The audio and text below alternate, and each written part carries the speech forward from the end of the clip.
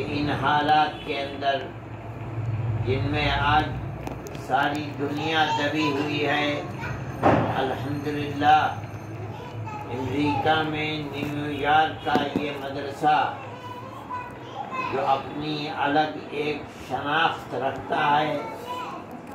اور اللہ نے اس کو قبولیت سے نوازا ہے، اس مدرسے کے اندر تعلیم کا سلسلہ شروع ہے۔ اور آج بخاری شریف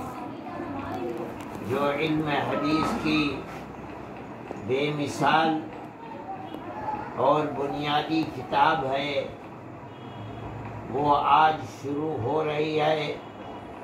اور آج اس کا پہلا سبق ہے۔ میں یہ سمجھتا ہوں کہ اپنی بیماریگی اور علم کے اعتبار سے تہی دستی یہ چاہتی تھی کہ خود وہ استاد محترم جو بخاری کا درس طلباء کو دیں گے وہی بخاری کے سبق کی شروعات بھی کرتے، لیکن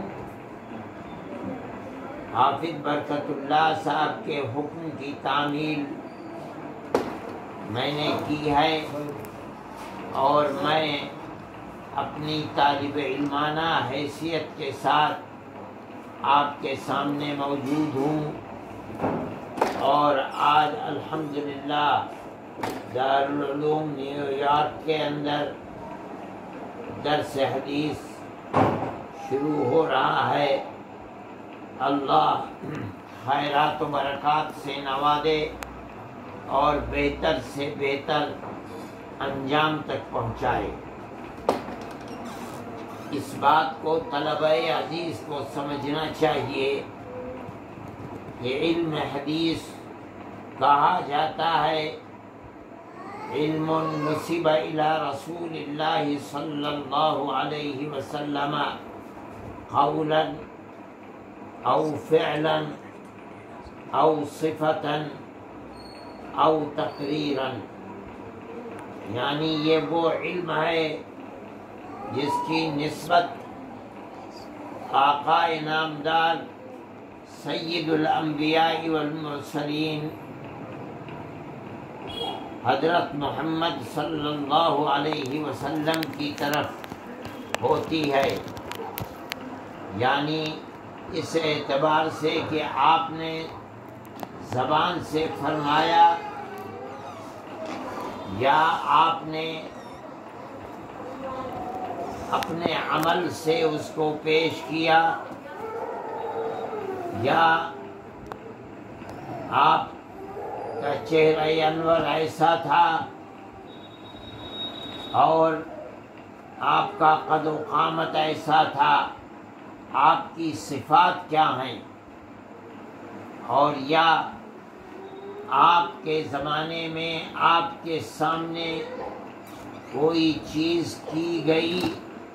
اور آپ نے اس کے اوپر سکوت کو اختیار کیا،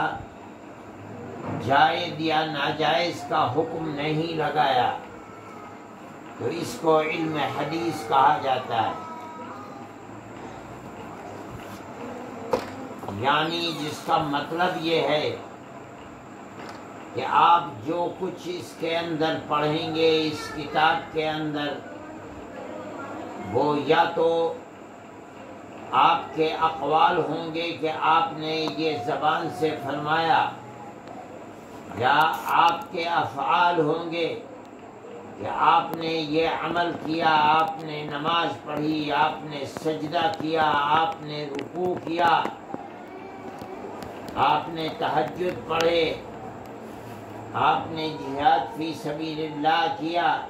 کس طرح کیا، نماز کیسے پڑھی، روزہ کیسے رکھا، یا آپ کی صفات ہوں گی کہ آپ اس طرح چلتے تھے، اس طرح نوش فرماتے تھے، کھاتے تھے، اس طرح پیتے تھے، یا آپ کے سامنے عمل کیا گیا، آپ نے دیکھا اور سکوت اختیار کیا، یہ بھی دلیل ہے اس چیز کی کہ یہ عمل اسلام کے اندر جائز ہے، یہ حجت شرعی ہے۔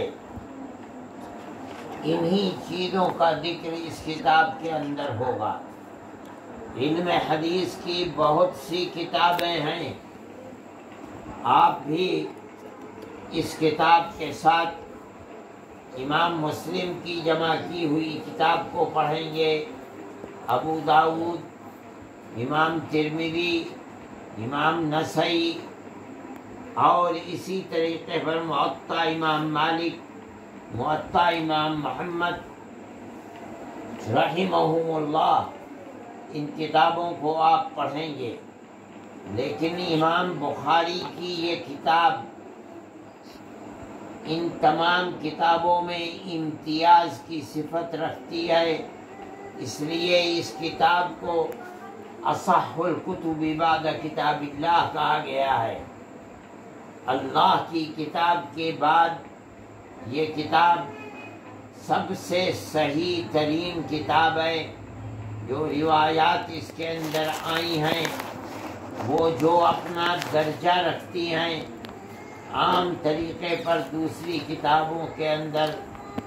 احادیث جو جمع کی گئی ہیں ان کا یہ رتبہ نہیں ہے۔ اس لیے اس کتاب کے پڑھنے اور پڑھانے کی طرف اور کتابوں کے مقابلے میں خاص طریقے پر ہر زمانے میں توجہ زیادہ دی گئی ہے۔ صاحب کتاب نے اب آپ جب اس کتاب کو شروع کریں گے تو آپ کو محسوس ہوگا کہ سب سے پہلے جس روایت کو، جس چیز کو لا کر رکھا ہے وہ وحی سے متعلق چیز ہے۔ انا اوحینا الیک کما اوحینا الی نوح والنبیین من بعدہ۔ امام بخاری رحمۃ اللہ علیہ آپ حضرات کی توجہ اس طرف مبذول کرنا چاہتے ہیں کہ اس کتاب کے اندر جو کچھ آپ اللہ کے نبی ارشاد فرماتے ہیں وہ ما ينطق عن الهوى ان هو الا وحی یوحی ہے، یعنی یہ سب وحی ہے۔ جس طرح سے وحی انبیاء سابقین کے اوپر اترتی رہی ہے جو اس آیت سے ثابت ہے، اسی طریقے پر وحی نبی کریم علیہ السلام